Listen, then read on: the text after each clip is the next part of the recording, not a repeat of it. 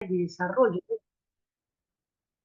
No sé, he desarrollado actividades de acompañamiento con equipos de acompañamiento de testigos, víctimas, por ejemplo, o acompañamiento en situaciones judiciales de personas cuya posible sustitución de identidad llega a juicio y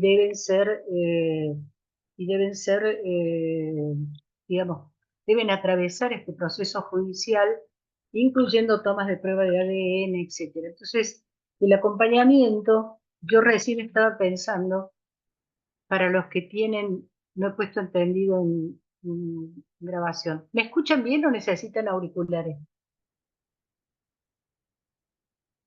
Bueno, otra aclaración, antes de empezar, otra aclaración. Yo no tengo ningún problema en que me interrumpan.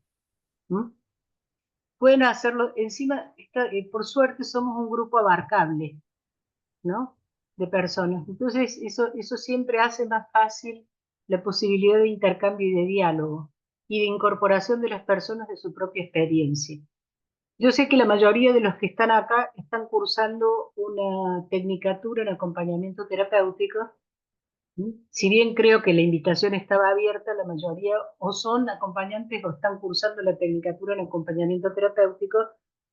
Y entonces me gustaría mucho que esto fuera no solo un espacio de exposición mía, que para eso pueden tener textos. Yo vengo escribiendo sobre interdisciplina desde la década del 80, o sea, y les puedo proporcionar mucha bibliografía sobre eso, pero lo que quisiera es un intercambio de experiencia al respecto. Quiero decirles que yo he visto en un equipo realmente de trabajo interdisciplinario a un psiquiatra modificar la medicación a partir del informe del acompañante terapéutico. No porque el acompañante terapéutico opinara sobre la medicación, que es la especialidad del psiquiatra, sino porque el acompañante terapéutico, que en este caso era un varón, hizo una descripción detalladísima de la vida cotidiana de la persona. Una descripción que ninguno de los profesionales, una información descriptiva si quieren, pero toda descripción en profundidad tiene un contenido explicativo, ¿no? Pero es una explicación descriptiva de la vida cotidiana del paciente que ninguno de los otros profesionales, no sé, ni la psiquiatra, ni el psiquiatra, ni la psicóloga que la atendía a la persona que estaba saliendo de una internación por una crisis aguda, podían tener este nivel de conocimiento que no es un conocimiento producido, digamos, desde un campo disciplinario como la psiquiatría o la psicología, sino que a su vez son prácticas profesionales, ¿no? Mi libro se llama Prácticas en Salud Mental, sino al partir de una práctica, de esta particular práctica para la cual yo utilizaría un término que no viene del campo de la psicología clínica, que no viene del campo, que viene del campo de la psicología educacional y que lo voy a importar, que es el término de andamiaje, ¿no?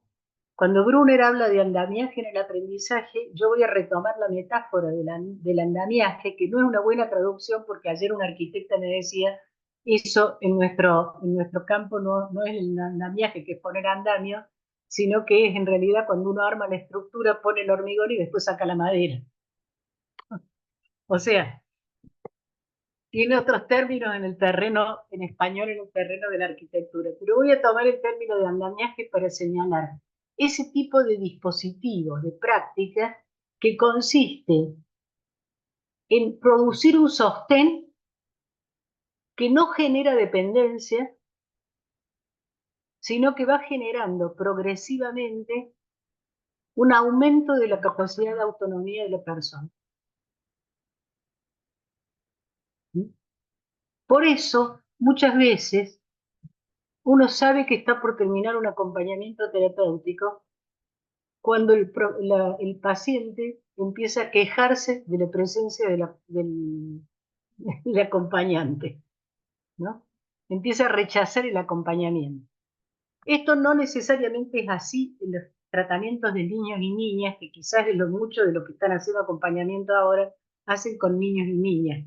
Pero creo que justamente con los niños y las niñas, cuando se trabaja con infancias y en escuelas y alrededor de escuelas, que hay que tener el máximo cuidado de que ese vínculo sea un vínculo que genere autonomía y no dependencia. ¿Mm? Estoy entrando por las prácticas directamente, ¿no? Porque ¿cuál es la función del acompañamiento?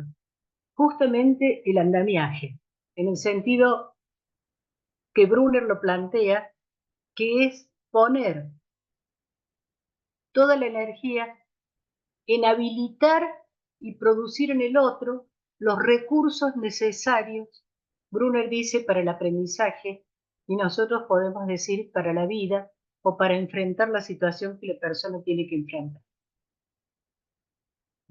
Ahora, ¿por qué ese psiquiatra pudo cambiar la medicación por la exposición del acompañante terapéutico? Porque teníamos en funcionamiento un equipo de atención interdisciplinaria. Y lamento decirles a los que van a entrar a la práctica que no es lo más fácil de lograr hoy en día en nuestro sistema de asistencia.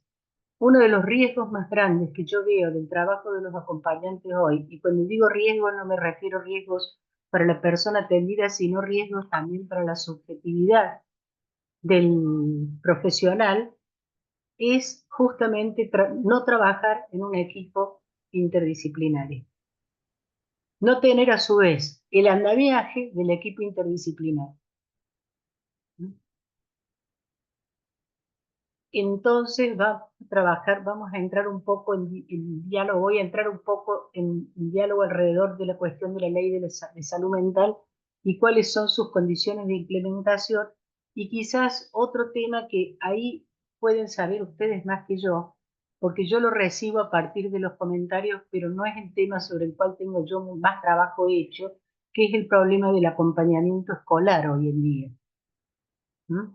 Que es el problema de que hay aulas donde hay 20 niños y 4 o 5 adultos, y además hay 4 o 5 adultos de los cuales 2 o 3 son maestras niveladoras y las otras mitad son acompañantes terapéuticos, y están sometidos simultáneamente a dos instituciones fuertes en términos de qué se espera de su práctica. Una institución es la familia y la otra institución es la escuela, ¿no?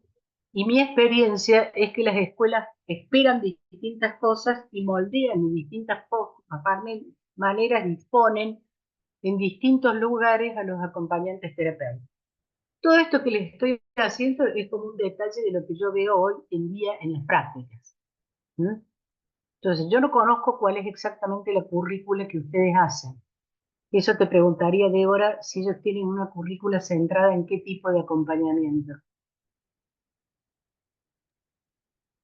Ellos tienen se orienta desde el campo de la salud mental, pero tienen intervención y prácticas en diferentes campos. El educativo es uno de ellos. Ujú. ¿Tercera edad? También, Ujú.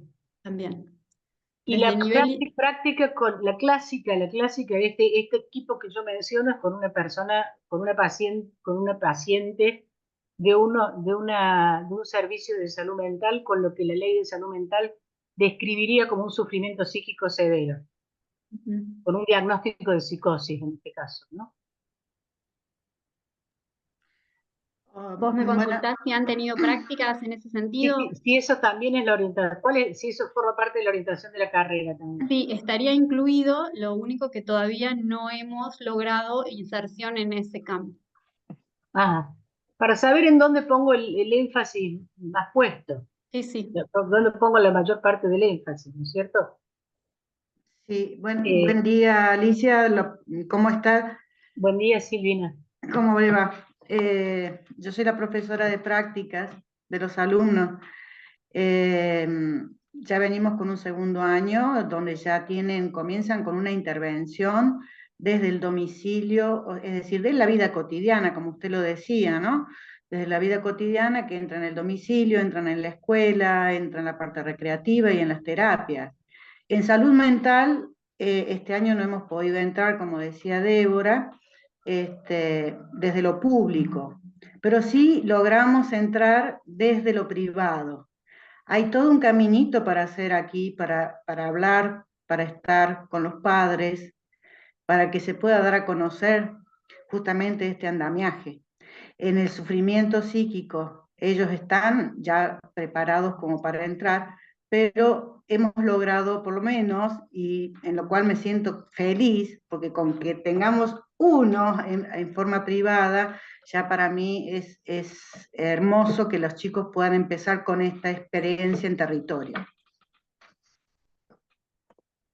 Sí, es muy particular el tema de trabajo en el área de salud mental con problemáticas psiquiátricas tradicionales o, por ejemplo, con problemáticas de consumo. ¿Mm?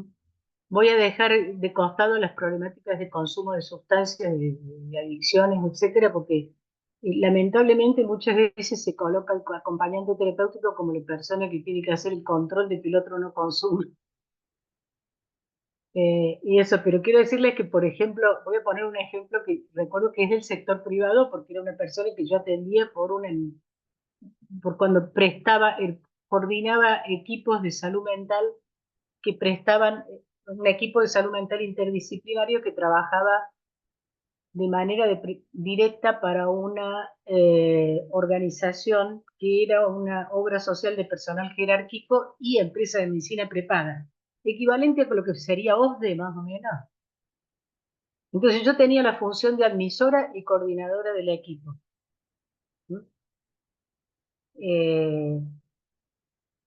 Esto me daba el lugar también de coordinadora de un equipo que tenía psiquiatras, psicopedagogas, terapeutas familiares, etcétera, y que podía contratar, además, podía indicar, los profesionales podían indicar contratación de acompañamiento terapéutico así, prácticamente de manera ilimitada, ¿no?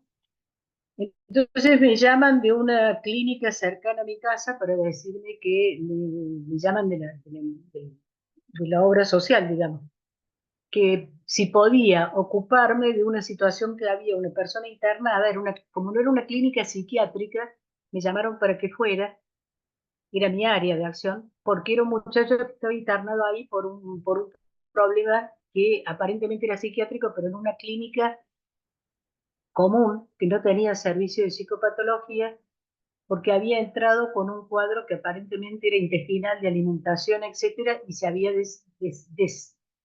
terminado de diagnosticar como un cuadro psiquiátrico. Efectivamente se negaba a comer porque tenía una fantasía de envenenamiento. Entonces llevaba prácticamente 4, 5, 6 días sin comer y con algunas complicaciones gastrointestinales. Bueno, en síntesis, hicimos la derivación para atención e internación domiciliaria y pusimos acompañamiento terapéutico. Ahora, en esto lo voy a utilizar para explicar por qué el acompañamiento terapéutico es un dispositivo. Yo sé que es una persona el acompañante, pero el acompañamiento es un dispositivo que opera de distintas maneras. Entonces, cuando ustedes entran en la casa, producen un efecto sistémico en la familia, ¿no? Que no es únicamente lo que hacen con el paciente, sino lo que sucede alrededor y lo que sucede por la presencia de este dispositivo, llamémoslo así, que está representando lo terapéutico al interior del hogar. Quiero decir que el joven tenía una situación de este tipo con la alimentación que logramos revertir y elegimos, la elección del acompañante terapéutico. Elegimos un varón que además tocaba música. ¿Mm? ¿Por qué? Porque este chico, su único interés era una banda con la cual él participaba. Y entonces queríamos que el acompañante terapéutico tuviera algo en común con él. Y era un varón joven que tocaba, que como hobby, digamos, tenía su formación profesional, pero como hobby tocaba música. Y la familia tenía un contacto directo conmigo porque yo como coordinadora del equipo, acá estoy hablando de la organización del servicio, ¿está claro? La familia tenía un contacto directo conmigo porque yo como coordinadora del equipo y como admisora era la que llevaba la coordinación de todo el equipo. Entonces me llama la madre, preocupadísima porque ese muchacho no come nada. Yo creí que me estaba hablando del paciente. Y entonces, dice, vengo observando que el acompañante terapéutico no come. O sea, la mirada de la madre ya se había posado sobre el acompañante terapéutico, como lo había incluido familiarmente y lo había incluido en el tipo de mirada que ella tenía sobre su hijo, ¿no? Esto fue muy interesante para trabajar porque hicimos una indicación de algunas consultas familiares para destrabar la situación antes de que el acompañante terapéutico nos hiciera un síntoma. Esto es una broma, digamos, ¿no? Es una broma, pero ese joven, por ejemplo, que empezó a ir muy temprano de nuevo a tocar con sus compañeros, pero en algún momento empezó a decirme que no quería más, empezó a decir que no quería más el acompañamiento. Y probablemente era ese momento en el cual él ya se podía desprender de la situación, ¿no? Pero todo este ejemplo se los doy para que vean de qué manera, y ustedes lo deben ver, Silvina, si vos coordinás las prácticas, lo debes ver todo el tiempo. De qué manera, cuando uno dice es un dispositivo, es una persona que como toda persona que trabaja en salud mental, además, una de sus herramientas de trabajo va a ser su propia subjetividad. ¿Mm? Entonces, pongo otro ejemplo escolar, por ejemplo. Hoy en día está muy, muy extendido, se saca el CUD, se saca el Certificado Único de Discapacidad, se incorpora el niño en la escuela, ¿no? Se incorpora el niño a la escuela,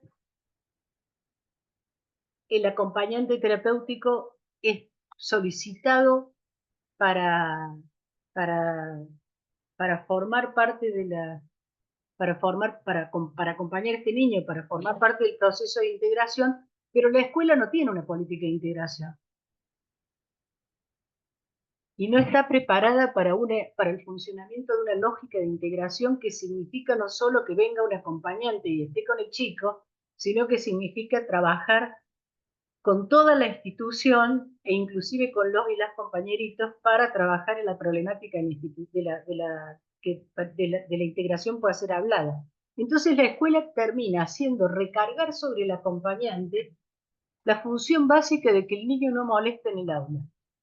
No sé si ustedes, Silvina, si vos coincidís con esto, ¿no? Sí, totalmente. Descargan completamente en eso. Y más allá de que trabajamos dentro del aula con la conducta, estamos para guiarlos y organizarlos a los niños y favorecer que ese aprendizaje pueda llegar desde la salud. Cuesta mucho, a veces también hay mucha resistencia y a veces también se desdibuja un poco la función a través, ¿no? Eso es una de las cosas que yo noto. O sea, una de las funciones, sí. se termina mezclando la función del acompañante terapéutico con el maestro Exacto. nivelador, por ejemplo. Sí, totalmente, así Eso, es. cuando introduje el término andamiaje para trabajar, dije, estoy metiendo como una especie de cuña que forma parte del proceso de la psicología educacional y que yo estoy trasladando al campo de la salud mental, pero quizás necesitamos herramientas de psicología educacional los que vamos a trabajar en escuela. No sé si Sí. claro. Yo no estoy haciendo una intervención así teórica de lo que hago siempre sobre interdisciplina, porque me parece más importante pensar y trabajar conjuntamente con docentes y alumnos en prácticas, ¿no? Que están llevando adelante. Y lo que yo observo de lo que está pasando con estas prácticas. De las dificultades, no de las cosas que salen bien. ¿Mm? El acompañamiento no siempre se indica un acompañamiento profesional. Eso quiero aclarárselo. Por ejemplo, alguna vez me consulta una mujer con yo suelo tomar muchos pacientes, muchas de las personas que yo atiendo en privado son personas que tienen o han padecido enfermedades graves. No me refiero a personas que tienen enfermedades psiquiátricas graves, sino han tenido problemas graves de salud o tienen. ¿No? Fui de las personas que tempranamente asistió a las personas con HIV, cuando todavía era una enfermedad misteriosa, digamos, ¿no? Claro. Eh, Y una vez me consulta una mujer como de 50 y pico años después de un accidente cerebrovascular por el cual había quedado con una hemiplegia del lado derecho. ¿Mm? Podía caminar, pero todavía no podía parpadear y tenía todo este lado de la cara paralizada y paralizado el brazo. Era odontólogo. O sea que en ese mismo momento, en ese mismo accidente, perdió la profesión. Claro. Era odontóloga diestra además. Y no sé si hubiera podido serlo, aunque fuera zurda, si hubiera podido continuar con un lado paralizado, ¿no? Era una mujer muy autónoma que había tenido siempre su trabajo, mantenía su ingreso económico porque el colegio de odontólogos tenía previsto un seguro que ella empezó a cobrar como una especie de jubilación anticipada, etcétera, ¿no? En ese sentido estaba protegida. ¿Cuál era el problema? Ella vivía con su marido y dos hijas post-adolescentes pero jóvenes, pero era una persona muy autónoma. Y entonces le molestaba mucho tener que pedirle. Todavía no podía viajar en transporte colectivo, tenía un problema de equilibrio. Le molestaba mucho tener que pedirle al marido o a las hijas que la trajeran, la llevaban. Dice, me siento como si tuviera 5 años, pidiéndoles que me lleven y me traigan a todos lados. Entonces, en realidad, hubiera convenido mucho un acompañante terapéutico con capacitación en el acompañamiento de personas que tienen que incorporar en su vida una discapacidad abruptamente. Claro. Esa es una especialidad que no tenemos. En ese momento, que fue hace bastantes años, todavía no existía la política posterior que existió de los PUD para niños, entonces el acompañamiento terapéutico en escuelas y todo eso no era tan frecuente como lo ven ahora, y la mayor parte de los acompañantes terapéuticos con los cuales yo trabajaba eran personas preparadas para trabajar con personas con problemáticas psiquiátricas severas, digamos, ¿no? O demenciales, una cosa así. Entonces, directamente arreglamos con una vecina. O sea, tuve algunas reuniones con la vecina, ella tuvo algunas reuniones con la vecina, acordaron unos honorarios que la vecina, que era una persona pensionada, viuda y pensionada, más o menos de la edad de ella, tenía tiempo libre, y entonces tenía tiempo libre y manejaba. Este es otro problema, ella no podía manejar, tenía auto y no podía manejar. Entonces, tenía tiempo libre y se transformó como en la acompañante de ella para todas las circunstancias en las cuales lo necesitaba, ¿no? Para no depender del grupo familiar. Pero quiero decir, hubiera sido muy interesante que existiera una cierta especialidad de acompañamiento terapéutico que además fuera dialogal alrededor de cómo uno va encarando la vida cuando se produce una transformación tan abrupta como esa. Claro, es algo ya adquirido a una edad avanzada, que por suerte también lo estamos trabajando con los chicos, porque adultos mayores, no solo adultos mayores, sino adolescentes o adultos que requieren de este tipo de tratamiento o un refuerzo de las terapias, justamente en el caso de que una hemiplegia, ¿no? Que puedan incorporarse. Pero bueno, no es tampoco está muy solicitado por ahora, pero sí en otros lugares. Bueno, como te digo, yo lo he visto avanzar. Claro, sí, yo empecé sí. a trabajar muy tempranamente con acompañamientos terapéuticos, pero casi te diría que en esa época, que estamos hablando de los 90, cuando yo estaba a cargo de ese servicio, el acompañante terapéutico clásico que teníamos nosotros era para personas con cuadros, con problemáticas psiquiátricas severas o crisis Aguda. agudas. Y me acuerdo, porque hacíamos una selección muy estricta. Por ejemplo, una persona saliendo de una depresión severísima, severísima, pero era una persona que escribía. Claro. Y entonces el acompañante terapéutico que pusimos, que le pusimos era una persona que era muy buen lector y escribía muy bien. Era un varón en este caso. Pero casi diría una selección situación por situación. Lo otro que he visto es que las personas que trabajan en escuelas y trabajan con niños y niñas Acá viene el tema que vale para psicólogos, vale para psiquiatras, vale para todo el mundo. Uno no puede trabajar con cualquier paciente. Uno tiene que hacer una profunda reflexividad, porque la herramienta con la cual uno trabaja es su propia subjetividad. No hay tecnología posible que no incluya nuestra propia subjetividad. No sé si la existe en salud, pero entiendo que, por ejemplo, un cirujano expone su subjetividad porque seguramente un error y la muerte de un paciente tiene un costo altísimo para un cirujano, pero sí escuché alguna vez una cirujana decir, a mí los pacientes me gustan anestesiados, como diciendo que no quería, hecha esta salvedad, ¿no es cierto? No es lo mismo ser un odontólogo que ser un acompañante terapéutico. Aunque un odontopediatra sabe perfectamente que de su actitud, el vínculo que establece con el niño o niña al cual atiende, puede depender la dentadura para el resto de su vida de esa persona, porque es ahí en esas primeras experiencias que se decide o no si una persona va a tener fobia o no al dentista, ¿no? Entonces, volviendo a lo que les decía, creo que el acompañante terapéutico debe tener un soporte, que en realidad son 3 soportes. Uno es su formación profesional, que al igual que cualquier otra profesión, porque lo pongo en el campo de las profesiones y no de los oficios, no porque esté esperando que tengan una carrera de 8 años, sino porque tiene la característica de una profesión. Hay una necesidad de profesionalizar. De hecho, creo que la provincia de Buenos Aires está matriculando los acompañamientos, creo, ¿no? Está proveyendo matrícula. Proveer matrícula es el primer paso para que después se le considere carrera de responsabilidad social, con todo lo que esto significa. Eh, pero no, me distraje, ¿sabe por qué? Porque cuando yo me recibí de psicóloga, la carrera de psicología, el título de psicólogo no tenía valor legal. Claro, no, yo tengo mis años, claro. Bueno.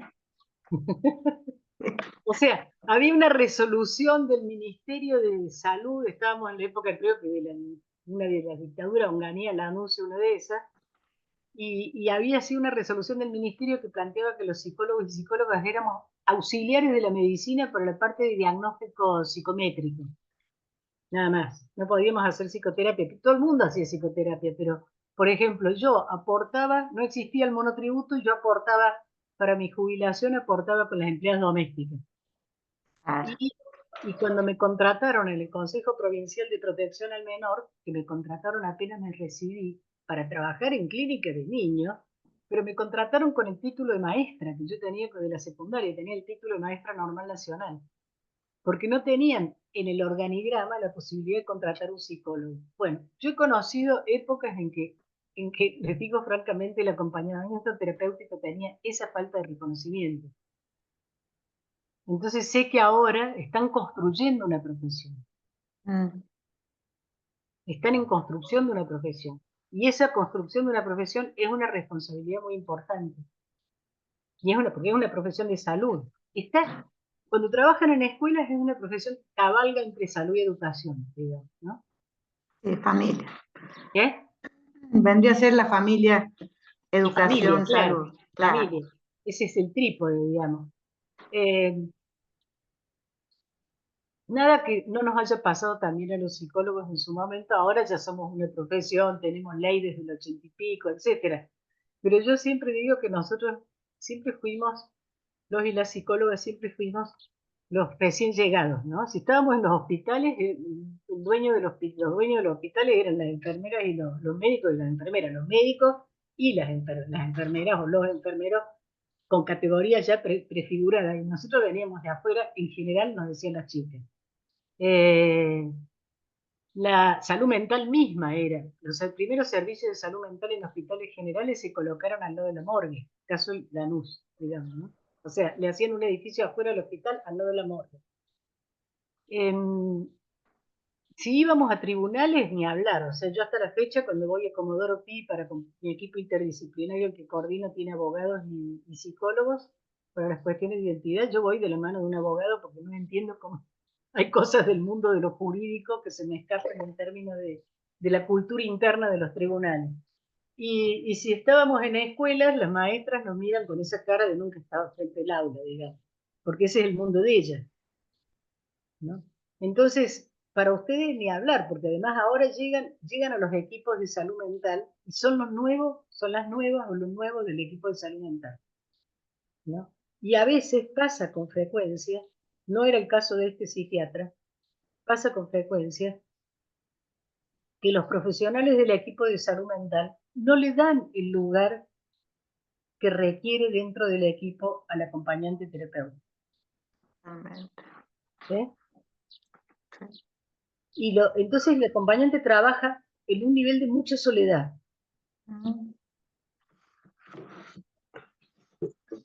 Y no es una profesión para desempeñar la soledad. No es una profesión porque trabaja con instituciones fuertes, o sea, la escuela es una institución fuerte, el hospital psiquiátrico ni hablar, los hospitales son instituciones fuertes, trabajan, por decirlo de alguna manera, en la calle, con instituciones fuertes por detrás y con instituciones fuertes alrededor, ¿no? Bueno, ahora sí me voy a detener por si hay alguna pregunta o comentario, y si no, vamos a seguir un poco con lo que es abordaje interdisciplinario. Si me preguntan, y antes de cerrar esto, el ejemplo con el cual inauguré esta exposición tiene mucho que ver con mostrarles que el conocimiento que tiene el acompañante terapéutico es un conocimiento de la cotidianeidad y de la vida del paciente por fuera de los dispositivos terapéuticos. Eso es lo interesante, ¿no? También falta ahí otra persona que en general es poco escuchada en los equipos, y el paciente justamente. O sea, apenas se lo objetiva, se lo reduce al diagnóstico y de ahí en adelante no se escucha. La vez pasada me decía una persona, dice, fui con el psiquiatra. Dice, me preguntó cuántas horas estaba durmiendo. Le dije que estaba durmiendo 5 o 6 horas por noche. Es un muchacho joven. Y entonces dice, el psiquiatra me dijo, le voy a aumentar la medicación. Y yo le dije, no, por favor, dice el paciente, no lo haga. Duermo 5 o 6 horas por noche porque rindo la semana que viene. Estoy terminando de preparar un examen. Entonces, no era... el psiquiatra tiene la posibilidad ahí de decirle que quizás a una persona que ha tenido las dificultades que tiene, las dificultades que él tiene, no le conviene dormir menos horas de las necesarias. ¿Mm? Y abrir la palabra sobre eso. Pero para eso necesita saber que este muchacho está preparando un examen para rendir en un posgrado, no en un posgrado, en una carrera de grado, ¿no? Y quizás el tiempo de la consulta no da para incorporar eso, aunque esté en la historia clínica, no lo revisó. Consultas se han hecho muy breves. Entonces, cuando ustedes están, por ejemplo, con niños, niñas y adolescentes, yo creo que Silvina lo aclaraste muy bien, tienen que incorporar una lógica de acompañamiento, que es una forma particular de cuidado. Acompañar es una forma particular de cuidado, ¿no? Tienen que incorporar una lógica de acompañamiento pivoteando, casi les diría, entre 3 instituciones: la familia, la escuela y en todo caso la institución de salud mental, ¿no? Con la presión de las 3 instituciones y muchas veces con una falta de soporte subjetivo para la situación. Vuelvo a lo que les dije anteriormente y entro en interdisciplina. Reconozcan cuando hay situaciones en las cuales no pueden trabajar. Miren, durante años no atendí personas con trastornos de alimentación. Y no atendí personas con trastornos de alimentación por una razón subjetiva mía, que tuve que dilucidar en mi propio análisis. Me producían fastidio. Ese es el fastidio, quiero decir, la sensación, lo que nosotros llamamos contratransferencial. Me producían una especie de fastidio. A ver, uno tiene sensaciones y cosas cuando trabaja en la clínica, eso es transferencial, es contratransferencial, podríamos llamarlo así. Y esas sensaciones muchas veces están ligadas, sirven para pensar qué es lo que le está pasando al paciente. Ahora, yo reconocía que eso era mío, ¿eh? Tenía que ver con mi propia historia. Entonces, y otra cosa, en el consultorio privado hace años dejé de atender personas con adicciones, a menos que haya una estructura asistencial por detrás, porque me parecía que el consultorio privado, la clínica individual, la atiendo en mi consultorio y nada más, no es el modelo de dispositivo para la asistencia de las adicciones. No sé si es más o menos claro. ¿Mm? Entonces, piensen, esto lo acabo de hablar hace menos de 15 días con una persona que es acompañante terapéutico, lo estuvimos hablando, revisándolo, etcétera, y le dije, me parece que con ese chico no podés trabajar. Más aún, no había andado bien el acompañamiento. Ella se irritaba y el chico se ponía más hiperactivo. Y la escuela le pedía que lo calme, o sea, era un trío insoportable. ¿No? O sea, la escuela le pedía que de cualquier manera lo ponga en vereda. Ella se irritaba mal, digamos, en lugar de contenerlo, se irritaba y el chico se disparaba una hiperactividad incontrolable. Entonces, le dije, me parece que ustedes no están haciendo un buen, la escuela no ayuda, pero algo pasa, yo no soy su terapeuta en todo caso, pero digo, algo te pasa con ese chico, quizás con él no podés trabajar. Entonces, ténganlo también presente. Esto no es una tarea mecánica. Esto es una tarea que nos implica subjetivamente, nos implica nuestra propia historia. Bueno, hecha esta salvedad, vamos a decir que el trabajo interdisciplinario, como lo dije en un artículo viejísimo, que debe ser mi artículo más leído, pero porque tiene 5 páginas, 4, que se llama de interdisciplinas e indisciplinas, curiosamente en un libro que se llama El niño y la escuela, que es de Nora Lichiri. El trabajo interdisciplinario es necesario porque los problemas que abordamos son problemas complejos o hipercomplejos. Y esto quiere decir, no se pueden reducir una causa-efecto y no se pueden abordar desde un solo campo teórico. Y para trabajar interdisciplinariamente se necesitan condiciones y dispositivos interdisciplinarios. O sea, se necesita la posibilidad de constituir un equipo, de superar la tendencia a la lucha de poder corporativa que tienen los equipos, ya la van a aprender, digamos. Ya la van a aprender porque están entrando tarde en los equipos de salud mental, entonces tarde quiere decir, no tarde porque sea tarde, debieron haber estado mucho antes, sino que son los nuevos, digamos, junto con los musicoterapeutas, etcétera, son los que están entrando ahora y van a ver en qué medida el trabajo interdisciplinario, las disciplinas no interactúan entre ellas, son las personas. Entonces un trabajo interdisciplinario en equipo, aún en equipo es un grupo. Y si es un grupo, tiene conflictos, tiene rivalidades. Nosotros estamos en una sociedad altamente individualista y competitiva, y encima ahí, como digo, no son teorías, son profesiones, y las profesiones tienen lógicas corporativas de poder. Todo esto es subsanable si el equipo coloca por encima de todo el conflicto y de lo interpersonal la cuestión de resolver el problema. ¿Mm? Un equipo de trabajo no necesita ser un vínculo primario. O sea, yo creo que uno de los problemas en las instituciones para trabajar hoy en día, uno de los problemas más graves, es que se primarizan los vínculos. La gente se pelea como si fueran hermanos, como si fueran el padre y el hijo, o la madre y la hija, etcétera, etcétera. Trasladamos modelos de vínculo primario en los trabajos. Si uno tiene una tarea, un problema y algo que quiere resolver, y ese algo que quiere resolver es importante para uno y lo compromete subjetivamente, y esto es compartido con los otros, el problema tiene que ser más importante que el conflicto. O uno tiene que ser capaz de superar el conflicto en función del problema.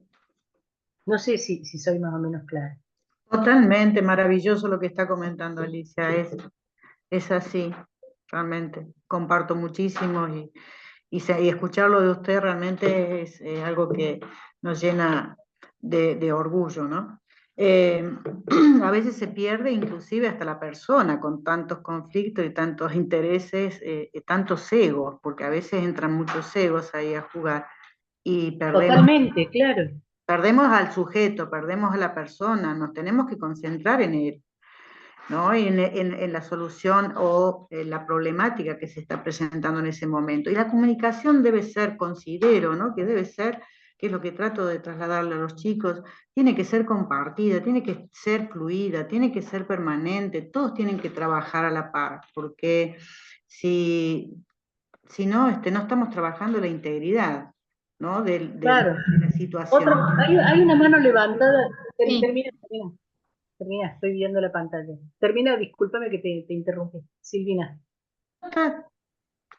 Eh, Creo que lo que vos traes es importantísimo que lo señales como una vivencia, porque eh, justo me di cuenta que Belén tenía levantada la mano. Disculpame que te interrumpí, pero yo trato de controlar la pantalla, ¿viste? El trabajo en Zoom no es lo mismo que el trabajo. eh, yo pienso, el trabajo interdisciplinario necesita acuerdos básicos que en términos de grupos operativos llamaríamos el esquema conceptual referencial y operativo. Y estos acuerdos básicos no son solamente teóricos, sino que también son ético-valorativos. Por ejemplo, si vamos a trabajar con niños y niñas, tenemos que acordar si los consideramos sujetos de derecho o sujetos de tutela. Hay un acuerdo básico que todo equipo interdisciplinario tiene que tener. Ese acuerdo básico es el acuerdo básico de que hay que trabajar interdisciplinariamente. Si cada una de las personas, lo que trajo Silvina es absolutamente cierto. Yo he visto situaciones de competencia que es más o menos como lo del rey Salomón, pero destrozan el hijo en pedazos. O sea, la psiquiatra y el psicólogo, los dos llevando psicoterapia, dos psicoterapias para el mismo paciente porque no se ponen de acuerdo acerca de cuál de los dos tiene que llevar la parte psicoterapéutica y psicofarmacológica, y entonces someten al paciente a... Esto es muy frecuente, ¿eh? Es muy frecuente y creo que es un motivo de muchísimo malestar. Esto pasa también entre maestras y acompañantes o maestros niveladores, eh, en alguna medida, porque la maestra trata de correrlos y simultáneamente colocarlos en un lugar subordinado, o no, ¿no? Esto. Bueno, Belén, tenías una mano levantada. Sí, sí, ¿qué tal? Buen día, Alicia. Buen día. Yo te quería preguntar sobre lo que venís hablando, ¿por qué crees que existe esa resistencia por parte de las instituciones hacia la presencia de la TE? Y después también en esto que hablabas recién, en la primarización de las relaciones y demás, ¿cómo crees que se pueden construir esas redes comunitarias que son necesarias en este contexto donde avanza el individualismo, la indiferencia, que la vemos en todos los discursos, ¿no? Donde cada vez se primarizan más las relaciones y se deja de tener en cuenta lo verdaderamente importante? Y después una compañera me mandó un mensaje, y aprovecho que había levantado la mano, para pedirte que digas por favor los otros dos soportes que eran necesarios, porque habías mencionado el de la formación profesional. Me pasé largo. Uno es la formación profesional. El otro es la interacción con pares, ¿no? O sea, cuando yo me formé como psicóloga, para nosotros la supervisión era muy importante. Pero también he visto en algunos casos, en psicólogos y psicólogas jóvenes y profesionales jóvenes, que en lugar de hacer una supervisión horizontal, vertical, o sea, buscan una persona con más formación y supervisan el caso, yo creo que eso es necesario, lo que hacen es un grupo y se reúnen grupalmente, por ejemplo, una reunión cada 15 días para conversar los casos. Ahí sí, esto sería lo que Norel Chile llama un repliegue disciplinario, te volvés a fortalecer el lado de tu propia profesión. No sé si es más o menos claro. Sí. El segundo es este. Y el tercero son las técnicas de cuidado de la propia subjetividad.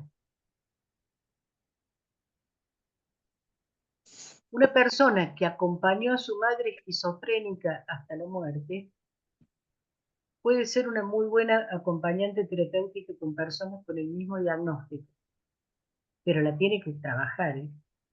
Porque va a tener quizás es la mejor acompañante, pero va a tener un costo muy importante.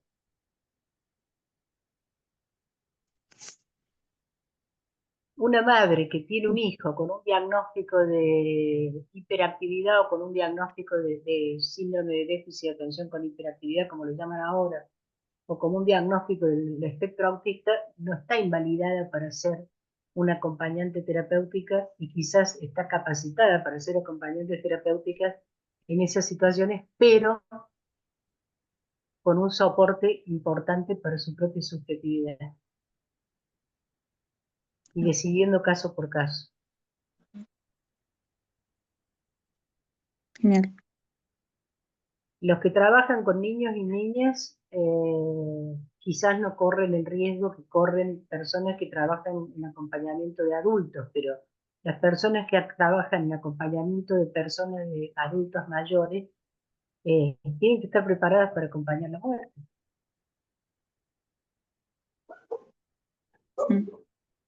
¿Mm? No sé si lo... Son todos... No es poca cosa, porque vos en el cuidado, uno en el cuidado compromete una intersección de la subjetividad del otro, se compromete de alguna manera. El otro día me decía una acompañante terapéutica que trabaja en la escuela, dice, extraño mis acompañaditos. Estaba de vacaciones y extrañaba a sus acompañaditos, que tiene 3 creo, ¿no? Uno en domicilio y 2 en la escuela. Ese es otro problema, el súper. Al igual que todo el personal de salud, sobreempleo. Pero bueno, ese es otro canto. Bueno, no sé si respondí a tu pregunta totalmente. No, y yo te había preguntado esto después, ¿por qué crees que existe tanta resistencia por parte de las instituciones frente a recibir a la T, ¿no? A la presencia de la T? Yo no sé si la palabra es resistencia. No nos conocemos. Claro. No nos conocemos. Mira, no tiene nada que ver con AT lo que voy a contar. Hace unos años, el gobierno de la Ciudad de Buenos Aires hizo un acuerdo con la Universidad de Buenos Aires para que los investigadores de la Universidad de Buenos Aires fuéramos a las secundarias a hablar.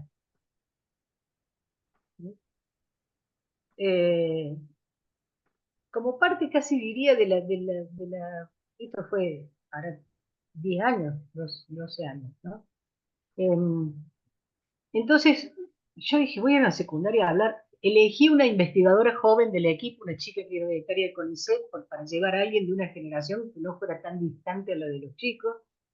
Preparamos el speech de la investigación que estábamos haciendo para explicarles cómo era ser investigador, etcétera, etcétera.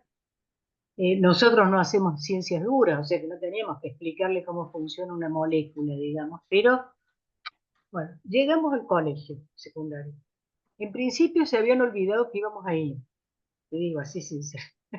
O sea, entonces, la directora ese día no estaba, se había olvidado de dejar, empecemos por la burocracia pedagógica, no había, o sea, la importancia que el proyecto tenía para nosotros no lo tenía para ellos.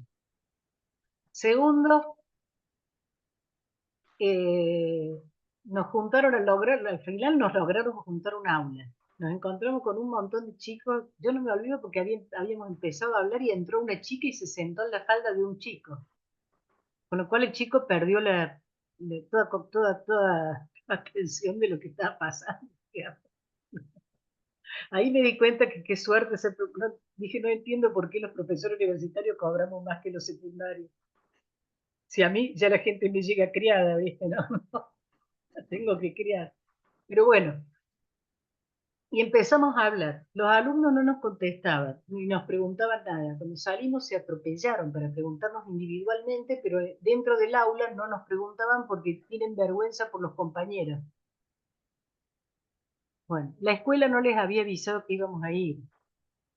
Entonces, yo creo que lo que nosotros tendríamos que haber hecho es una reunión previa con la dirección de la escuela, con las profesoras, hablar con ellas, que nos conocieran, que supiéramos para qué, o si no, el otro era enojarnos y decirnos, bueno, ¿para qué nos hicieron venir?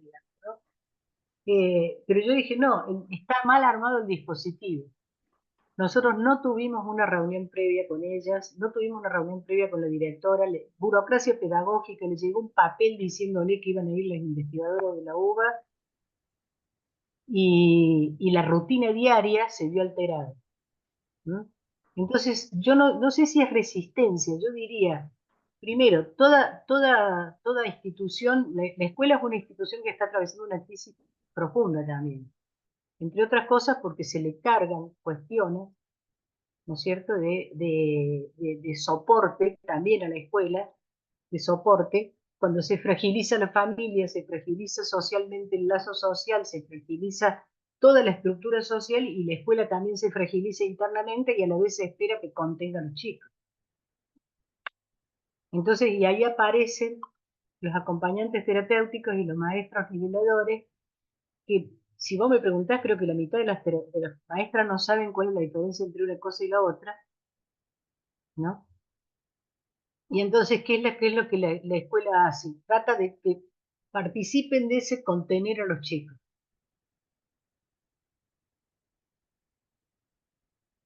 ¿Mm? Y otra cosa, yo escribí en ese texto, El niño y la escuela, yo escribí un texto que se llama La escuela y la salud, la crisis compartida, se llama, y es que la escuela toma criterios de psicopatologización, entonces individualiza el problema, le pone el rótulo al chico, y le encarga el chico al acompañante terapéutico y profundiza muchas veces el nivel de aislamiento de ese chico con respecto al conjunto en lugar de favorecer la integración. Te pongo un ejemplo, ¿no? Joven en secundaria con diagnóstico de TDAH, de trastorno del espectro autista, ¿no? TDAH. Tiene un buen rendimiento escolar, no necesita apoyo, tiene acompañamiento terapéutico, pero no todos los días ya, porque en realidad está bastante integrado, pero él sigue a las chicas, porque no se anima, lo que le dice a la terapeuta es que no se anima a hablarles, pero querría mucho hablar con ellas, entonces las sigue y las mira fijamente. A veces las mira fijamente porque, como todo chico, adolescente con esa problemática, tiene esa cuestión de que fija la mirada y se distrae. Entonces queda con la mirada fija en algo, pero en realidad está en otro espacio. El colegio es un colegio muy avanzado que tiene el centro de estudiantes y el centro de estudiantes tiene una comisión de género. Entonces las chicas se van a quejar a la comisión de género. La comisión de género ahí está el tema. El chico ya estaba sin acompañante terapéutico. Estaba incorporado al colegio ya tuvo acompañante toda la primaria, que se crece, la secundaria la inicia por indicación misma del acompañante y de la terapeuta, lo inicia sin acompañamiento terapéutico. Ahí está. Entonces, la dirección, ¿qué hace? La llama a la madre y le dice que tiene que designar el acompañante terapéutico. Entonces la madre le dice que abren con la terapeuta. Por suerte, ¿no? Deriva a la terapeuta. Que esa es una... La madre le dice adecuadamente, hablen con la terapeuta porque eso es una decisión del equipo tratante, no de la dirección de la escuela. aunque la escuela lo exija, interactúen con el equipo tratante. Acá ven cómo se produce la relación entre el equipo tratante y la escuela, otra cosa que también no suele suceder. Entonces la psicóloga habla con la directora. La directora le explica la situación y la psicóloga dice, y necesitamos que tenga un acompañante terapéutico. Y la psicóloga le dice en broma, ¿para él o para las chicas? Dice, ¿por qué? Porque ustedes no han preparado ese grado para tener un alumno que tiene estas características y estas dificultades.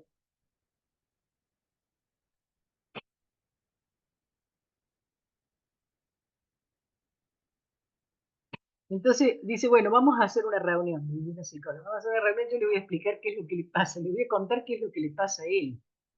Porque el chico había llegado con una crisis muy impresionante, porque decía, yo no puedo hablar con las chicas, y encima ellos se fueron a quejar y no sé qué historia. Entonces, lo que hubo que hacer fue como una reunión en todo el curso, él ahí se animó y le dijo a todo el curso lo que le pasaba a él, digamos, ¿no? Que no era que las quería molestar o que las quería perturbar o lo que fuese, ¿no?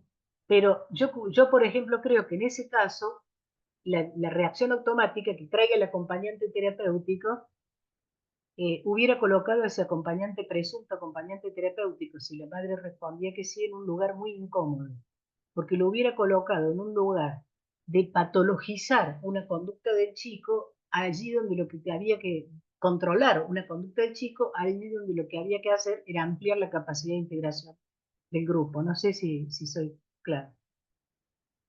Y si el chico hubiera estado con un acompañante y pasaba eso, la función del acompañante no era decirle que no se acerque a las chicas, que no las mire, etcétera, etcétera, sino que la función del acompañante era ser una cadena de distribución para poder operar facilitando la incorporación de este chico en el grupo.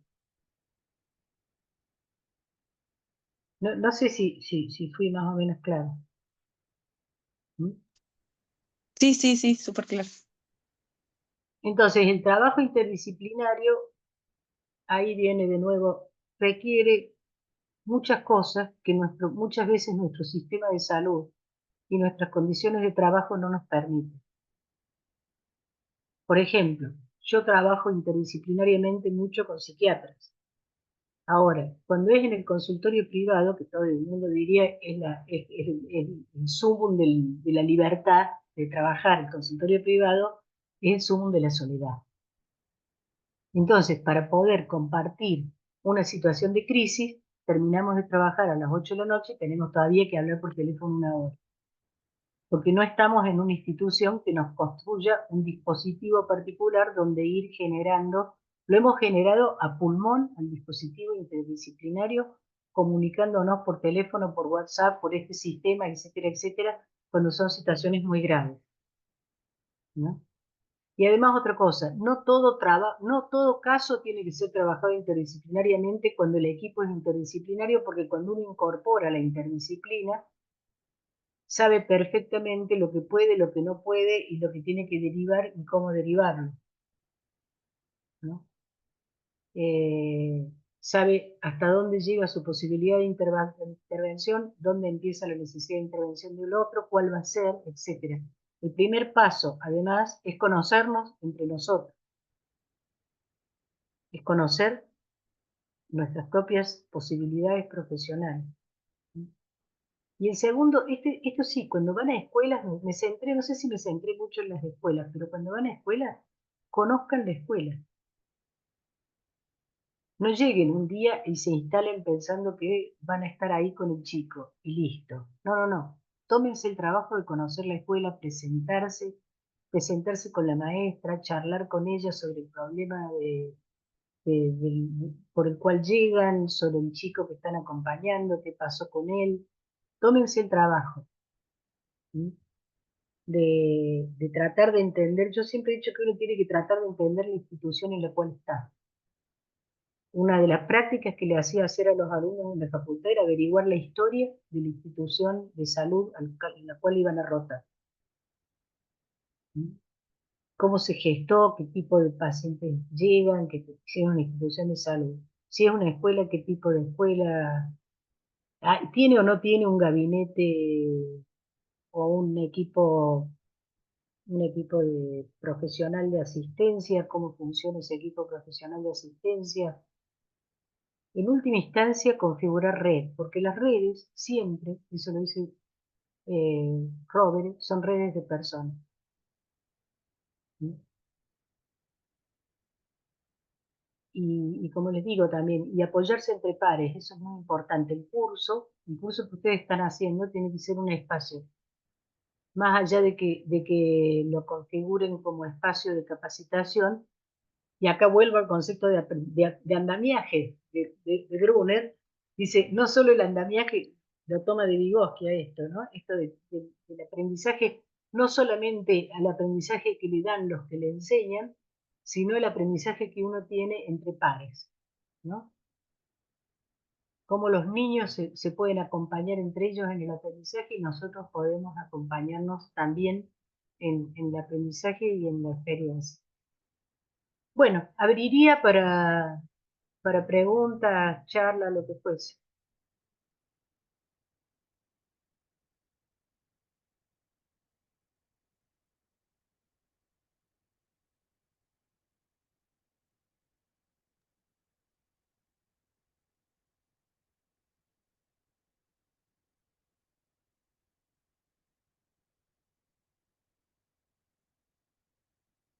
Silvina. Perdón que levanto la manita así, pero no la encuentro acá abajo. Te veo, está bien. No, me quedo mucho con lo que al comienzo, primero con el tema interdisciplinario y por segundo, que no cualquiera puede atender a cualquier paciente, usuario o alumno en inclusión. Todos tienen una cierta característica y no todos pueden hacerlo. Yo creo que en esto de ponernos el traje, resulta justamente ahora a través de las prácticas, ellos van viendo, porque hace un ratito le escuchaba hablar respecto al adulto mayor que ya está transitando la terminalidad de su vida. Y son cuestiones en que ellos a lo mejor no pueden estar acompañando a esas personas porque les cuesta, porque no se siente bien, no van a hacer bien su trabajo. Entonces siempre es preferible que ellos puedan ubicarse en donde se sienten más seguros, que va a ser lo más provechoso, tanto para el sujeto como para la familia, porque tenemos un gran porcentaje de trabajo con las familias también, ¿no? Y esto de abstenerse y elegir dónde se sienten más cómodos trabajando para hacer realmente bien, ¿no? De manera profesional. Y el tema interdisciplinario, bueno, realmente es, como usted lo dice, es maravilloso. Si no estamos todos juntos y lo más importante es adelantarnos, porque a veces, como decía, no son resistencias, sino son faltas de, coincido totalmente, siempre somos los primeros en ir en ponernos a disposición para hablar, no solamente con los docentes, sino con los directivos, con la gente del ETAP o del equipo técnico y también con los padres, porque desconocen el alcance de este dispositivo y cómo funciona estas tres patas dentro de la escuela, ¿no? Que estamos en un intermedio, somos asistentes escolares, no somos AP, no entramos en lo pedagógico, pero sí desde la salud colaboramos y alertamos permanentemente a todos, así como en salud mental. Y el hecho de que es cierto que en nuestra zona hay un poco de resistencia en cuanto al ingreso nuestro en la salud mental, pero como experiencia en algunas instituciones en Córdoba se han tenido muy buenos resultados los tratamientos. El tratamiento no se para, ¿no? O sea, lleva una continuidad. Colabora mucho a los otros profesionales, como comentaba de este psiquiatra que escuchó por qué la medicación le estaba haciendo mal. Bueno, porque estamos en el día a día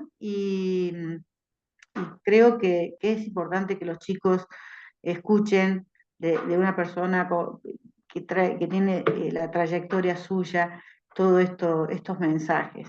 Así que chicos, no sé si tenían algunas preguntas, se los dejo también a ustedes, porque si no... Pueden ponerlas en el chat, ¿eh? Ah, también, porque Pueden también ponerlas en son el un chat. poco Yo no lo tímidos también, escucho acá, Alicia, los míos. participantes resumen a chat. Pueden ponerlas en el chat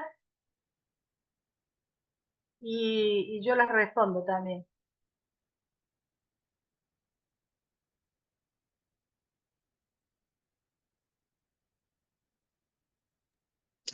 Alicia, yo otra vez, Belén, ¿te puedo hacer alguna pregunta, o sea, que tiene que ver obviamente con el trabajo de la T, pero más con el contexto por ahí actual y las políticas en cuanto a salud mental? Sí.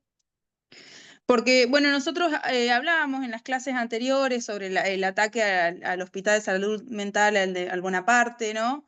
Y cómo este ataque a la salud mental es una prueba piloto de lo que suponemos puede llegar a suceder en el resto del país, cómo se pudo frenar, por lo menos por un tiempo, a través de la permanencia y de la lucha de los trabajadores, las familias y los pacientes del hospital.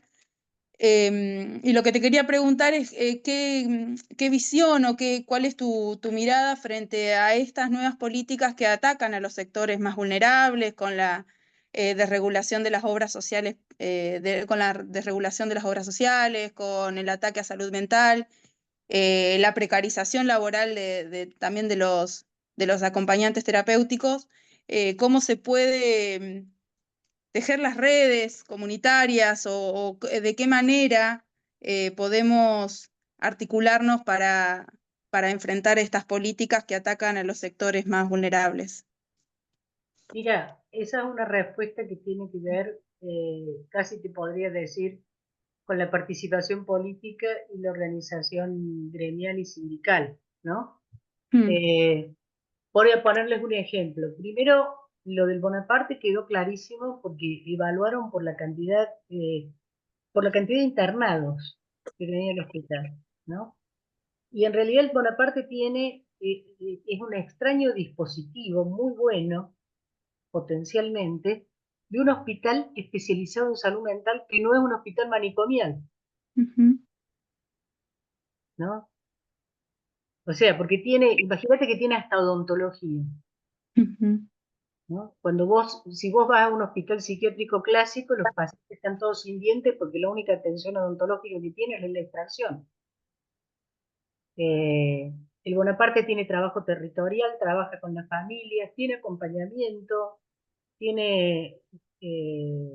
Ahora, ¿cuál es el problema? Que hay una medición, hay una política economicista aplicada a la salud por la cual se supone que la inversión en salario siempre tiene que ser reducida, ¿entendés?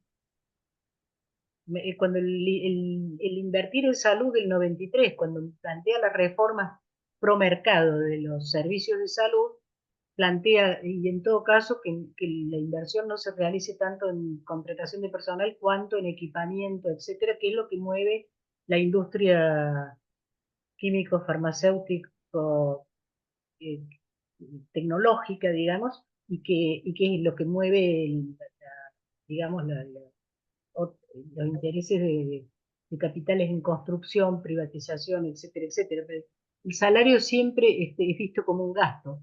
La discusión es si el salario es un gasto o no. El Güemes, por ejemplo, es un hospital. Lo digo porque el Güemes es uno de los hospitales que gestionó el actual ministro de Salud, por ejemplo. Pero ese hospital, cuando empezó la pandemia, y aunque el Estado Nacional les daba dinero a los hospitales privados para compensar la pérdida que tenían porque liberaban camas de terapia intensiva eh, para prevenir, para poder recibir las personas que tuvieran enfermedad, el COVID, quiero decir. Y una cama de terapia intensiva es muy cara. Reconozcamos que tener libre una cama de terapia intensiva es una pérdida económica importante. Entonces eso se les compensaba. ¿Mm? Pero esa compensación que hubo además en todo el encuentro, en toda la articulación entre público, privado y federal que se hizo para que no se rebasaran los servicios de salud, esa articulación no impidió que en el huelga se le bajara el salario a los profesionales, que pusiera límite al salario a los profesionales en plena pandemia.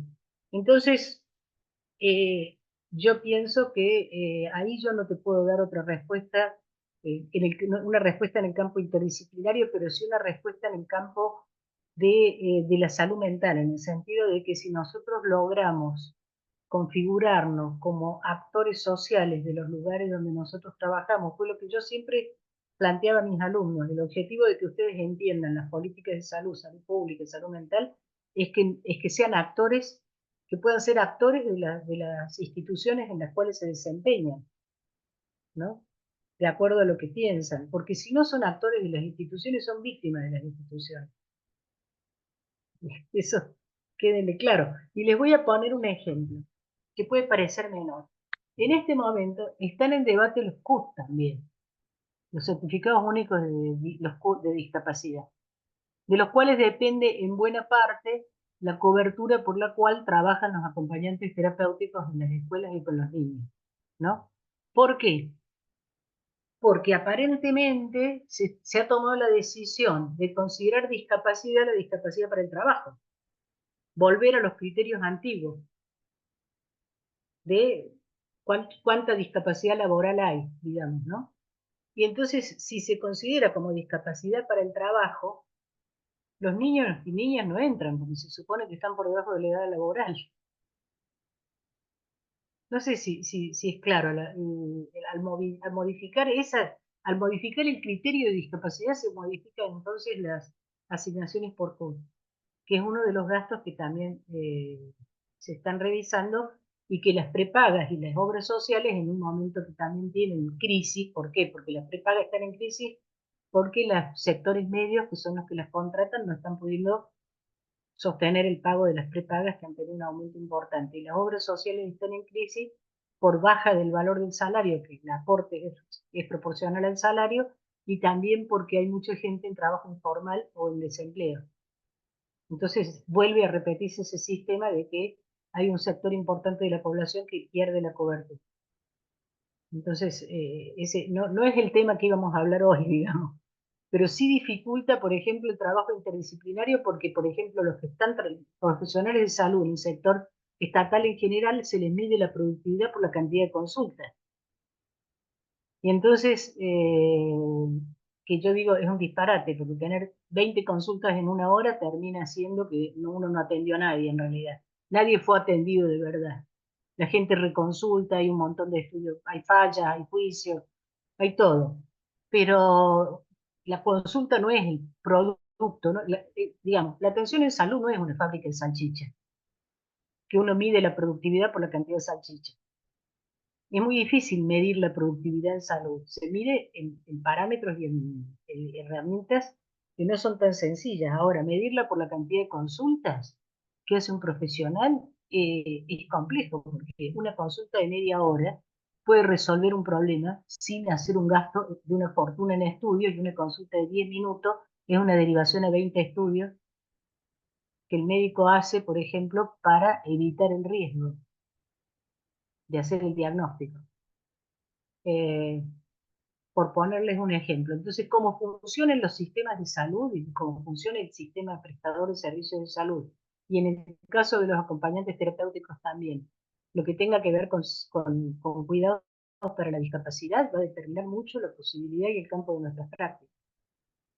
Acá hay algunas preguntas. ¿Qué diferencias y relaciones existen entre la autolesión y la idea de muerte, los intentos de suicidio en la adolescencia? ¿Qué herramientas nos podrían acercar para ayudar a estar más preparados para accionar en este tipo de urgencia?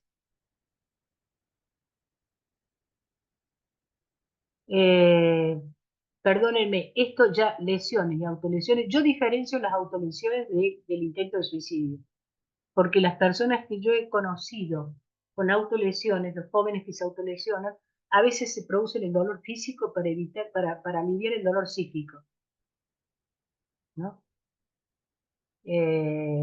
No para matarse, ¿no? Ahora, el intento de suicidio en la adolescencia y la problemática del suicidio en general es otra conferencia. Pero el suicidio, no se olviden una cosa, la sociología, Durkheim nació con el suicidio. Y uno de los componentes que indica el suicidio es lo que llama el suicidio egoísta. No egoísta porque, como nosotros usamos peyorativamente, que una persona es egoísta, sino de la palabra ego, del yo. Y entonces lo que dice Durkheim, que en las sociedades donde se pierde mucho el valor de lo comunitario y se eleva demasiado la cuestión del individualismo, esto está fuertemente relacionado con el aumento del suicidio. Y lo muestran algunos estudios epidemiológicos que además, en algunos estudios sociales, que además la epidemiología del suicidio siempre la ha mostrado muy ligada a las crisis económicas y a las crisis de desempleo. Lo que es particular de esta época es que esté tocando un grupo poblacional tan temprano, los niños, niñas, jóvenes y adolescentes, y eso tiene que ver, es un fenómeno de altísimo nivel de complejidad que tiene un componente social, pero después se complejiza en cada caso singular, y creo que uno de los elementos centrales para prevenirlo es prevenir el aislamiento. ¿Sí? Prevenir el aislamiento y favorecer la posibilidad de que haya adultos confiables de referencia y haya otros y otras jóvenes con las cuales el armado de red contenga. Y la intervención profesional si es necesaria, ¿no? ¿Cómo estar preparado para ayudar accionar en este tipo de urgencias? Ahí les diría, necesitaríamos 2 horas más. Hay otra, la ley, ¿qué opinas sobre el proyecto de eliminación del nomenclador unificado? No lo he revisado todavía. O sea, así que sobre ese punto no le puedo dar exactamente. Estamos todos los días revisando resoluciones y qué sé yo, a una velocidad que el proyecto de nomenclador unificado, no, tengo que verlo, ¿no? Tengo que verlo y, y específicamente tengo que ver cómo cierra la cuestión de salud mental, porque yo viví una época donde, les voy a decir, anterior al 2001, cuando fue la crisis de la hiperinflación, yo tengo todavía la entrevista a los profesionales, a los 2 presidentes, que después uno fue presidente del PAMI y el otro fue ministro de Salud, de las entidades de medicina prepaga, y que el periodista le pregunta a uno de ellos, que era el derecho, y le pregunta a ustedes por qué no cubren SIDA. No sé si ustedes lo saben, son jóvenes, pero el SIDA es una enfermedad que entró en los 80, ¿no es cierto? Era absolutamente nueva, y las empresas de medicina prepaga, aún las más caras, no cubrían SIDA. Y la respuesta fue que no la cubrían porque era una enfermedad de adquisición voluntaria. O sea, podían elegir no cubrir determinadas enfermedades por considerarlas de adquisición voluntaria o dejándolas afuera del nomenclador de esa obra social. Había cosas que cubría una obra social y otra obra social no cubría. Algo de esto se unificó, y quiero decir, murió recientemente el que fue ministro de Salud, Ginés González. Cuando sube Ginés González en el 2002, creo que establece ahí estaba establecido desde mediados de los 90 de la reforma de obras sociales, estaba establecido lo que se llama el PMO, el Programa Médico Obligatorio, que es la base de las prestaciones que debe garantizar toda, toda obra social o empresa de medicina prepaga, la básica. Después el programa médico obligatorio se fue modificando. Cuando sube Ginés González establece el programa médico obligatorio de emergencia, pero poco después obligan a las prepagas a cubrir SIDA, por ejemplo, y aparecen las primeras regulaciones para las prepagas que no tenían regulación, ¿no? Entonces yo creo y que en ese momento, cuando nace el PMO, salud mental tenía preventivo nada más que que era la psicoprofilaxis quirúrgica y la preparación para el parto. Y tenía como atención 20 días, como atención clínica, 30 días de internación por año o 20 días de consulta psiquiátrica. En ese momento nos dimos cuenta, los psicólogos, que nos habíamos quedado afuera, y entonces la FEPRA presentó un pedido y era 30 días, 30 sesiones de consulta psiquiátrica, creo, o 20, o psicológica. Y después quedó o psicopedagógica, creo. Entonces, si sacamos la eliminación del nomenclador, yo no he leído todo, pero lo más probable es que después tengamos una mayor estratificación y mayor fragmentación del sistema de salud y gente con coberturas para algunas prestaciones que no van a recibir otras dentro de las básicas y esenciales para la vida, y es bastante probable que las de salud mental caigan. Dos nuevos mensajes. Me preguntan, como AT, ¿cómo podríamos sumarnos para trabajar en los hospitales dentro del área de salud mental, considerando brindar aportes para disminuir el sufrimiento del sujeto que esté atravesando una crisis, sin que los riesgos profesionales imposibiliten el trabajo interdisciplinario en pos del sujeto? Eso. Les puedo decir que en algunas direcciones de hospitales existe la voluntad, en otras no, en algunos servicios está como... Esto lo hemos vivido nosotros también como psicólogos y psicólogas, les aclaro. Y tiene mucho que ver también con la política general de funcionamiento hospitalario y la incorporación o no de salud mental en los hospitales. Si salud mental se incorpora en los hospitales generales, tarde o temprano va a abrir la puerta a la entrada del acompañamiento terapéutico. Tarde o temprano. Bien, hay una última pregunta y la también última pregunta, está y después está Carmen con la mano. Carmen con la mano levantada. Y vamos cerrando con esto. Sí, porque estamos sobre la hora. ¿Cómo se puede abordar los problemas de salud mental en comunidades marginadas o vulnerables? No, ahí, si vos no tenés una política social integral de respuesta a la violación, a los incumplimientos de derechos que hay en estas sociedades, es muy difícil abordar los problemas de salud mental exclusivamente. Y te necesitas trabajo territorial y necesitas estrategia de atención primaria de la salud. Y una fuerte articulación intersectorial, o sea, con escuela, hospital de retaguardia, etcétera, y por otro lado necesitas una fuerte articulación con los actores sociales y con la comunidad misma. Y hay que ver también de qué comunidad se trata, ¿no es cierto? Porque las comunidades tienen propias culturas, propias formas de respuesta a estos problemas, etcétera. Carmen. Hola, buen día, Alicia. Buen día. Mi pregunta es un 50% personal y un 50% que me fue surgiendo durante las prácticas de la tecnicatura, y es cómo nosotros, como AT, le damos a una persona que está, pongamos un ejemplo, una persona que está hace muchos años en recuperación con depresión y que está saliendo, cómo nosotros como AT le damos una dirección a esa persona que esté dentro de sus posibilidades, también no limitándolo, no que él no se sienta que lo estamos juzgando. Te voy a dar un ejemplo. Una persona que estuvo muchos años con depresión o con algún TOC muy severo, ya empieza a ser más funcional, más autónomo, quiere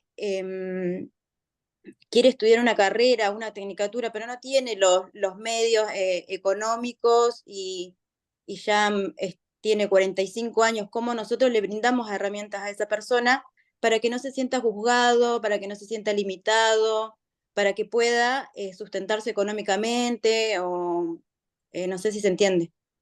Me parece que estás pidiéndole demasiado para el trabajo de la T. Sí, pero me surgió esa pregunta en realidad porque, bueno, cuando hacía las prácticas, yo digo, ¿cómo hago si una persona está con depresión y quiere darle una dirección a su vida, empezar a sustentarse económicamente por sí mismo, que bueno, también tiene que ver con la dignidad propia de él? ¿Cómo nosotros podríamos hacer, si esa parte nos corresponde o cómo podríamos dar indicios, ¿no? Para... Primero, te recuerdo que dentro del campo de la salud mental hay un oficio y una profesión también que es la que antes se llamaba, ay, no me sale la palabra, espera que te diga, la orientación antes se llamaba orientación laboral y ahora se llama... Orientación vocacional. No, orientación vocacional era originalmente, pero ahora vos vas, por ejemplo, te pongo un ejemplo. Yo trabajaba con una paciente que era una mujer, que alguna vez escribió, qué sé yo, después se casó, tuvo hijos, se dedicó al hogar, 45, 50 años, el marido se separa y ella queda en una situación relativamente precaria, orientación ocupacional. ¿Mm? Entonces, ahí viene cuando yo te digo, hay que conocer, porque yo creo que vos tendrías que encontrar, no sé dónde estás, si hay posibilidad, etcétera, pero lo ideal sería cómo vos enganchás con orientación ocupacional. Ah, bien. Porque Bien, no es tu función hacer orientación ocupacional. claro, bien, bien. ¿Mm? No, se me había, en realidad el término orientación ocupacional no se me había cruzado por la cabeza, como bueno, va por este lado. Yo Pensé, en este momento, viste, tenía como un lapsus y me salían sí, antigüedades como orientación vocacional. sí, no se me había cruzado por ese lado, lo había tomado más personal. Yo digo, ay, no, ¿qué hago No, si... yo esta mujer, por ejemplo, que tampoco tenía muchos recursos económicos, yo la mandé al Alvear a orientación ocupacional. Ah, bien, bien, bien, bien. Ojo, porque dentro de orientación ocupacional hay de todo, entonces tenés los que están muy psiquiatrizados y entonces creen que orientación ocupacional es enseñarle a hacer labores manuales. Y yo me acuerdo porque una vez No, claro, es tuvimos que internar a una paciente que era antropóloga y era muy intelectual, estaba con una situación muy seria, y me dice, estudié en la universidad para no hacer tareas manuales, dice, me tienen todo el día llenando frasquitos con arena de colores, dice, lo odio. Entonces, no hay caso único, ¿entendés? Lo que sí también te puedo decir que sí, me parece un buen indicador que la persona lo quiera hacer. Es un pésimo momento para independizarse económicamente. Cuando preguntaron de suicidio en los jóvenes, digo, es un momento para salir del hogar de los padres, criarse, hacer otra casa, todo. Pero, pero en algún momento con acompañamiento, esto te lo iba a decir, una persona que estaba internada con un diagnóstico dual, o sea, con un trastorno psiquiátrico y un problema de consumo, y le logramos la autorización para salir a cursar, porque tenía un título de licenciatura y quería cursar el profesorado de esa licenciatura, que le faltaban 4 materias, y se cerraba. Entonces lo tenía que hacer ahí, y le logramos la autorización. Entonces salió, lo cursó, lo aprobó, y ahora se desempeña como profesor. bien. ¿Entendés? Entonces era más joven también, pero bueno, ahí viene la parte donde yo digo, justamente, el trabajo interdisciplinario implica reconocer que uno no puede todo. Y que Bien. a vos no te capacitaron para ser un orientador ocupacional, Primeramente, para terapia ocupacional, que más que orientación es terapia ocupacional. primeramente era eso, yo digo, es tarea que nos corresponde o, no sé, por el vínculo, quizás también ayudar en guiarlo, por eso era más que nada la pregunta. No, terapia ocupacional, esa es la palabra. Bien, listo. ¿Mm? Muchas gracias. Bueno, creo que Bueno, hemos terminado. sí. De nuestra parte y en nombre de la comunidad educativa, para nosotros es súper valioso e importante contar con tu voz en esta jornada, así que la verdad es muy enriquecedor y te agradecemos. No sé si alguien más quiere decir algo para cerrar, si no, despedimos a Alicia, agradecemos del tiempo Y Sí, a sí, todos los que realmente sumaron hoy. agradecer no solamente su tiempo, sino su sabiduría y su experiencia para los chicos, para todos nosotros que seguimos aprendiendo y seguimos capacitándonos. Fue maravilloso escucharla. Para